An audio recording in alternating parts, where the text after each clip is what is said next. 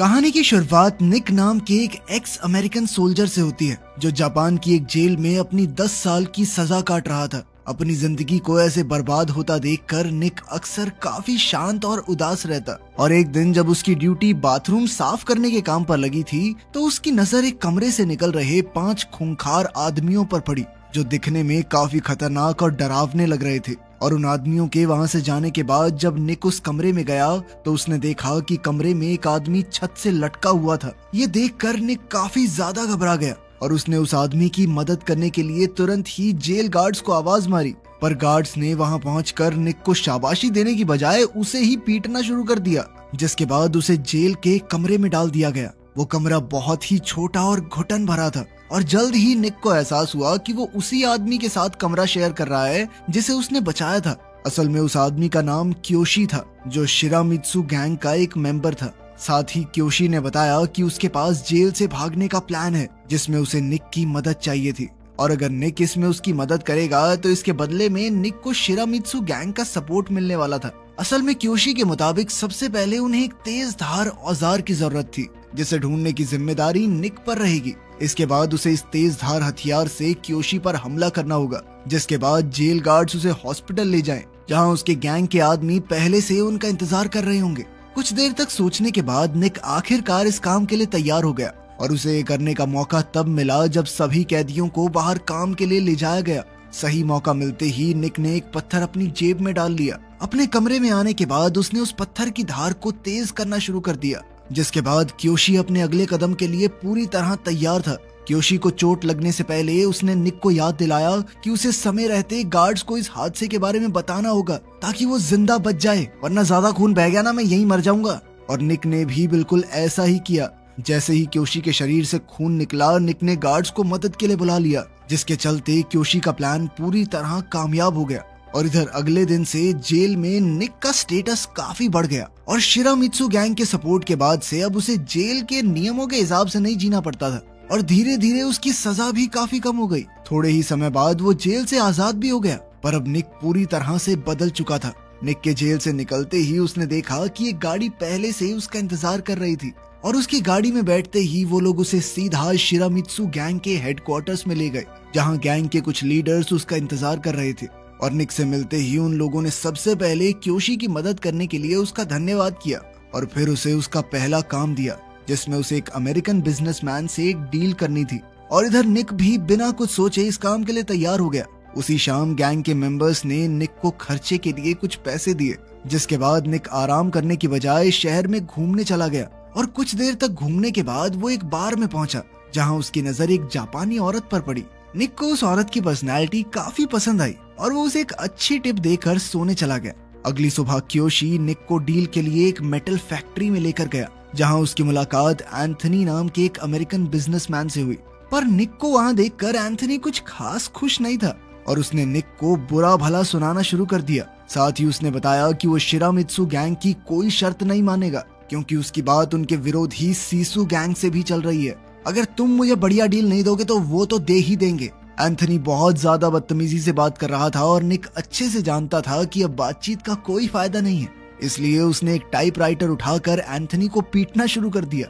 और अपने इस बर्ताव से निक ने अपने इरादे साफ कर दिए थे, जिसके बाद एंथनी शिरामित्सु की शर्तें मानने को भी तैयार हो गया। काम खत्म करने के बाद क्योशी और उसके साथ ही निक की पहली जीत का जश्न मनाने के लिए उसे एक बार में ले गए, जहां सभी लोग मजे कर ही रहे थे कि तभी अचानक सीसु गैंग के कुछ लोग वहां आ गए, जिसके बाद उस कमरे का माहौल काफी गंभीर हो गया। अचानक सीसु गैंग के हेड ने निक को ताने मारना शुरू कर दिया, पर निक सुनकर चुप बैठने वालों में से नहीं था और उसने तुरंत एक बोतल उठाकर सीसु गैंग के लीडर के सर पर फोड़ दी, जिसके तुरंत बाद दोनों तरफ से एक दूसरे पर बंदूकें तान दी गई। पर उस वक्त सीसु गैंग के पास कम आदमी मौजूद थे, जिसके चलते वो निक और उसके साथियों को सिर्फ धमकियां देकर वहां से चले गए।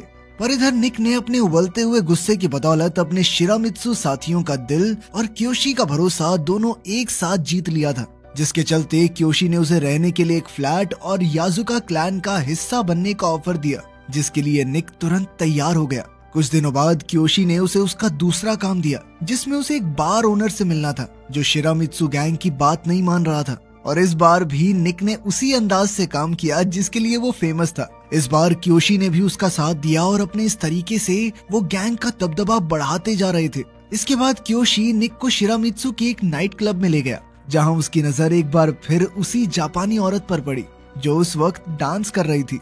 पर तभी निक ने देखा कि क्योशी अचानक उसे डांस फ्लोर से खींचता हुआ बाहर ले गया। पर क्योशी की आवाज में उस औरत के लिए चिंता और फिक्र थी। जल्द ही निक भी वहां पहुंच गया, जिसके बाद उसे पता चला कि ये लड़की क्योशी की बहन मियू है और साथ ही क्योशी ने निक से उसे सही सलामत घर छोड़कर आने को कहा। लेकिन अपने घर के दरवाजे पर पहुंचते ही मियू ने अचानक एक अलग ही रूप ले लिया और उसने निक को छेड़ते हुए अंदर आने को कहा। और फिर कुछ देर शर्माने के बाद निक भी तैयार हो गया। अपनी बातचीत के दौरान निक की नजर मियू की पीठ पर बने याजुका क्लैन के टैटू पर पड़ी, जो उसके अंडरवर्ल्ड के साथ रिश्तों का सबूत था। अगले दिन क्योशी ने निक को एक और काम दिया, जिसमें उसे एक अमेरिकन सोल्जर से हथियारों की डीलिंग करनी थी। लेकिन इस डील की खबर शिरामित्सु के किसी मेंबर को नहीं होनी चाहिए, जिसका मतलब था कि निक को ये सारा काम अकेले करना होगा। अगले दिन जब निक इसी डील को करने के लिए डॉक्स पर पहुंचा तो उसे वहां एक अनजान लाश दिखाई दी। और इससे पहले कि निक कुछ समझ पाता, अचानक सीसू गैंग के कुछ मेंबर्स वहां पहुंच गए। असल में वो लोग डील खराब करके सारा पैसा लूटने के लिए आए थे। पर निक ने खतरे को पहले ही भांपते हुए $2 मिलियन को गाड़ी की सीट में छुपा दिया, जिसके चलते चू गैंग के सदस्यों को खाली हाथ ही वहां से जाना पड़ा। पर जाने से पहले उन्हीं में से 2 आदमियों ने निक के ऊपर बंदूक तान दी। पहले तो निक उनकी बात मानता रहा, लेकिन जब उसे अपनी जान पर खतरा महसूस हुआ तो उसने अचानक एक आदमी से उसकी बंदूक छीनकर चू गैंग के 2 सदस्यों पर गोली चला दी। और ये देखकर बाकी आदमी भी पीछे हट गए। पर वो सभी ये बात अच्छे से जानते थे कि निक की इस हरकत का नतीजा बहुत भारी होने वाला था, और हुआ भी कुछ ऐसा ही। इस घटना की खबर जल्द ही शिरामित्सु गैंग के लीडर्स तक पहुंच गई, जिसके लिए उन्होंने तुरंत ही एक मीटिंग बुलाई, जिसमें निक और क्योशी भी मौजूद थे। लीडर को शक था कि शायद उन्हीं के किसी आदमी ने डील की खबर लीक की है, जिस पर क्योशी ने लीडर से कहा कि आप चिंता मत कीजिए, पैसे बिल्कुल सही हैं। पर लीडर इसके बावजूद भी निक से कुछ खास खुश नहीं था, क्योंकि उसके मुताबिक निक की इस हरकत से एक बहुत बड़ी गैंग वॉर शुरू हो सकती है। और इसी गैंग वॉर को रोकने के लिए लीडर ने ट्रेडिशनल तरीका इस्तेमाल करने का फैसला किया, जिसमें माफी के तौर पर शिरामित्सु गैंग की तरफ से 2 कटी हुई उंगलियां सीसू गैंग को दी जाएंगी, ताकि गैंग वॉर को रोका जा सके। ये सुनकर क्योशी को काफी बुरा लग रहा था, क्योंकि उसी ने निक को इस काम में खींचा था, और इसलिए उसने निक के साथ इस सजा का भागीदार बनने का फैसला किया। जिसके बाद निक और क्योशी ने अपनी एक उंगली काट कर लीडर के सामने रख दी। कुछ देर बाद गाड़ी में निक और शिरामित्सु के लीडर के बीच एक आम बातचीत हुई, जिसमें लीडर ने गैंग के अंदर एक गद्दार होने की आशंका जताई, जो जरूर उनकी जानकारी बाहर दे रहा था। थोड़ी देर बाद उनकी गाड़ी जंगल के बीच रुकी, जहां पर निक की इंक्लूजन सेरेमनी थी, जिसमें निक को शिरामित्सु गैंग और उनके परिवार का एक भरोसेमंद सदस्य घोषित किया जाना था। परंपराओं के साथ इस समारोह को खत्म करने के बाद सभी लोग जश्न मनाने में मशरूफ हो गए, और इसी जश्न के दौरान निक क्योशी के पास आया। उसने उसे अपने और मियू के रिश्ते के बारे में बता दिया।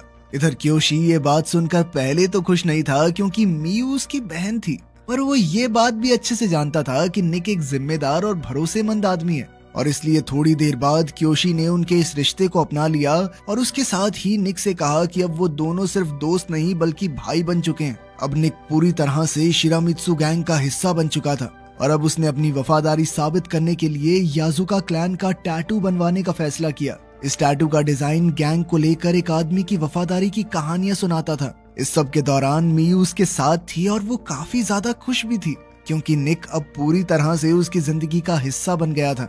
अगले कुछ दिनों में निक तेजी से आगे बढ़ता गया, और अब धीरे धीरे गैंग में भी उसका रुतबा बढ़ता जा रहा था। लेकिन अब भी उसकी पिछली जिंदगी ने उसका पूरी तरह से पीछा नहीं छोड़ा। एक दिन जब वो मियू के साथ ट्रेन में सफर कर रहा था, तभी उसकी नजर एक जाने पहचाने चेहरे पर पड़ी। असल में ये सीसू गैंग का वही आदमी था जिसने उसे मारने की कोशिश की थी, और ये देखते ही निक पूरी तरह से चौकन्ना हो गया। उसके दिमाग में पहली चीज आई कि उसे किसी भी तरह से मियू को खतरे से बाहर करना है। उधर सीसू गैंग के कुछ लोग शिरामित्सु गैंग के लीडर से मिलने के लिए उनके हेडक्वार्टर्स में पहुंच गए। असल में वो लोग शिरामित्सु के साथ एक डील करना चाहते थे, पर उन्होंने किसी सीनियर मेंबर को भेजने की बजाय एक जवान लड़के को डील के लिए भेज दिया, और ये बात लीडर को कुछ खास पसंद नहीं आई। पर इसके बावजूद भी ओरोची नाम के एक सदस्य ने लीडर को ये डील एक्सेप्ट करने को कहा। लेकिन इस हरकत से लीडर को और ज्यादा गुस्सा आ गया, और उसने तुरंत ही डील को कैंसिल कर दिया। उसी रात क्योशी और ओरोची एक साथ बार में शराब पी रहे थे, जिस दौरान ओरोची लीडर के ऊपर काफी गुस्सा था क्योंकि उसने ओरोची की बात 1% भी नहीं सुनी। और इधर क्योशी उसके अंदर बढ़ते गुस्से को साफ साफ देख पा रहा था। उसने ओरोची को अपने गुस्से पर काबू रखने को कहा, लेकिन तब तक बहुत देर हो चुकी थी और ओरोची गुस्से में बार से बाहर चला गया, जहां उसकी मुलाकात मियू से हुई। असल में ओरोची और मियू पहले एक दूसरे से प्यार करते थे और ओरोची अब भी उसे मन ही मन पसंद करता था, लेकिन मियू ने इसके लिए साफ इनकार कर दिया, जिसके बाद ओरोची ने उसके साथ जबरदस्ती करना शुरू कर दिया। पर फिर भी मियू किसी तरह से भागने में कामयाब हो गई। अगले दिन शिरामित्सु और सीसु गैंग एक बार फिर से मिले और इस बार उन्होंने एक सूमो मैच के दौरान मिलने का फैसला किया, जो कि एक पुराना तरीका था। और इस बार सीसु गैंग का चेयरमैन खुद मिलने के लिए आया। असल में ये कोई बिजनेस डील नहीं थी, बल्कि सीसु गैंग तो चाहती थी कि शिरामित्सु गैंग के लीडर को रिटायर करके शिरामित्सु को सीसु गैंग का ही एक हिस्सा बना दिया जाए। और सीसु गैंग के इस ऑफर को सुनते ही पूरे कमरे का माहौल गर्म हो गया, लेकिन शिरामित्सु के लीडर ने इस ऑफर के लिए तुरंत ही मना कर दिया, क्योंकि ऐसा करने से शिरामित्सु गैंग का नाम मिट्टी में मिल जाएगा। और तभी निक ने बीच में सीसु गैंग के चेयरमैन को ये याद दिलाया कि शिरामित्सु गैंग के अंदर खतरनाक भेड़िए रहते हैं, ना कि कमजोर कुत्ते। उसी शाम वापस घर जाते वक्त निक की मुलाकात अपने एक बहुत पुराने जानकार पॉली से हुई, जो अमेरिकन फौज में उसका साथी था और फिलहाल छुट्टियों पर यहाँ घूमने आया था। पहले तो पॉली निक को देखकर काफी खुश हुआ, पर जल्द ही उसने खुलासा किया कि वो जानता है कि निक ने मरने का नाटक किया था ताकि वो कोर्ट मार्शल से बच सके, और साथ ही उसने ये बात रिपोर्ट करने की धमकी भी दी। खतरे का एहसास होते ही निक ने तुरंत ही अपना रूप बदल लिया और उसने पॉली को अपने घर आने को कहा, जिसके बाद जैसे ही उसे सही मौका मिला तो उसने पॉली को खत्म कर दिया। अब लाश को ठिकाने लगाने के बाद वो मियू से मिलने चला गया, पर जैसे ही मियू ने दरवाजा खोला, निक उसके चेहरे पर लगी चोट को देखकर गुस्से में आ गया और अब वो उस आदमी का नाम जानना चाहता था जिसने मियू पर हाथ उठाया।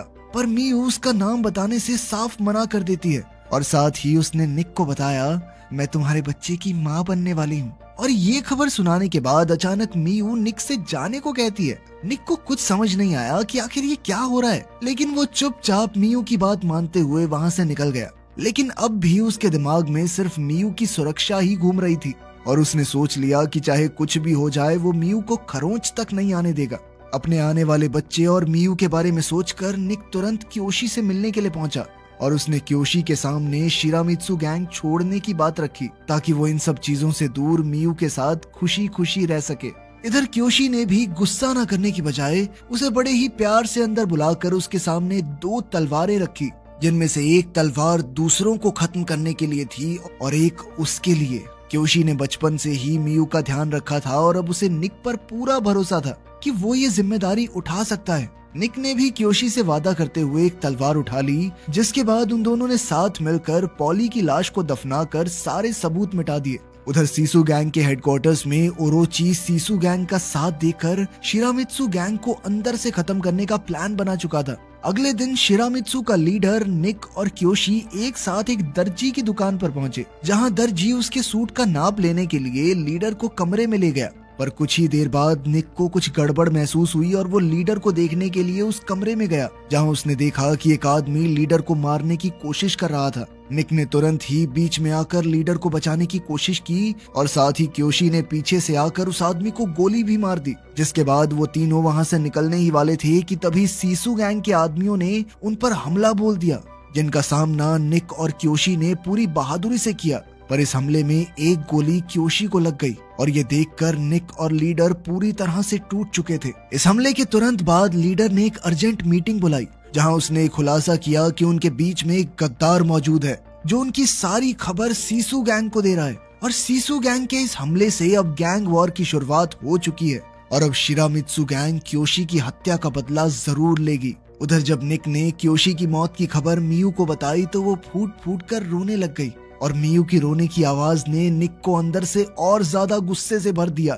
अगले दिन से ही निक और उसके साथियों ने एक एक करके सीसु गैंग के टॉप लीडर्स को मारना शुरू कर दिया, जिसके चलते शिरामित्सु गैंग इस लड़ाई में जीतने वाली थी। पर तभी एक दिन सीसु गैंग ने एक बच्चे के जरिए शिरामित्सु के लीडर के पास एक मैसेज भेजा, जिसमें सीसु गैंग ने एक ही बारी में इस लड़ाई को खत्म करने का प्रस्ताव रखा। सामने दिख रहे खतरे के बावजूद भी शिरामित्सु का लीडर इसके लिए मान गया, जिसके बाद निक और बाकी साथियों के साथ वो एक खाली डॉक पर पहुंचा जहां सीसू गैंग पहले से ही उनका इंतजार कर रही थी। लेकिन सीसू गैंग के बीच में ओरोची को देखकर सभी लोग हैरान थे और वो समझ गए कि ओरोची ही वो गद्दार है जो उनकी सारी खबर सीसू गैंग को दे रहा था। पर उसके इस धोखे के बावजूद भी शिरामित्सु के लीडर ने उसे एक और मौका देते हुए गले लगा लिया ताकि वो अपनी गलती सुधार सके।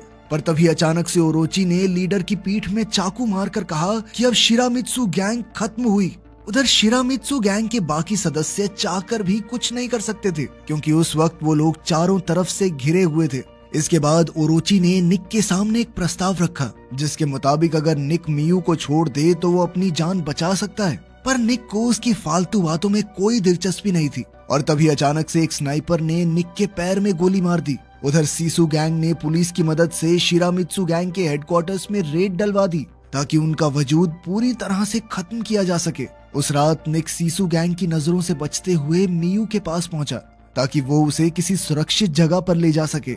लेकिन अभी उसका काम पूरा नहीं हुआ था क्योंकि उसके दिल में अभी भी बदले की आग जल रही थी और इसलिए वो क्योशी की दी हुई तलवार लेकर सीधा सीसू गैंग के हेडक्वार्टर्स में पहुंच गया जहां उसने सीसू गैंग के लीडर के सामने अपना बदला पूरा करने की इच्छा जाहिर की। पर ओरोची ने उसके हाथ से तलवार लेते हुए उसे एक आउटसाइडर यानी बाहरी इंसान बुलाया जो कभी भी उनका हिस्सा नहीं बन पाएगा। पर तभी निक ने एक ही झटके में ओरोची के गले पर हमला करके उसे खत्म कर दिया। तभी बाकी मेंबर्स ने उस पर अपनी बंदूकें तान दी लेकिन सीसू के लीडर ने उन सभी को रोक दिया और फिर निक को वहां से जाने को कहा क्योंकि उसने अपना बदला पूरा कर लिया था।